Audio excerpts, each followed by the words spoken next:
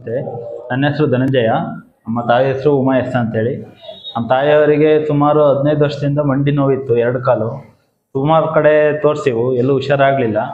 ಆಮೇಲೆ ಇಲ್ಲಿ ಹಾಸನ ಜನಪ್ರಿಯ ಹಾಸ್ಪಿಟಲಿಗೆ ಬಂದು ತೋರಿಸಿವು. ಅವರು ನಮಗೆ ಧೈರ್ಯ ಕೊಟ್ಟು 2 ಮಂಡಿನೂ ಆಪ್ರೇಷನ್ ಮಾಡಿಸ್ಕೊಳಕ್ಕೆ ಹೇಳಿರು. ನಾವು ಸರ್ನ ಕೇಳಿಬಿಟ್ಟು ಎರಡು ಮಂಡಿದು ಆಪ್ರೇಷನ್ ಮಾಡಿಸಿವು ಒಂದೇ ದಿನ. ಇವಾಗ ಅವರು ತುಂಬ ಹುಷಾರಾಗಿದ್ದಾರೆ, ಆರಾಮಾಗಿ ನಡೀತಿದ್ದಾರೆ, ಏನೂ ನೋವಿಲ್ಲ, ಈಗ ಆರೋಗ್ಯವಾಗಿದ್ದಾರೆ.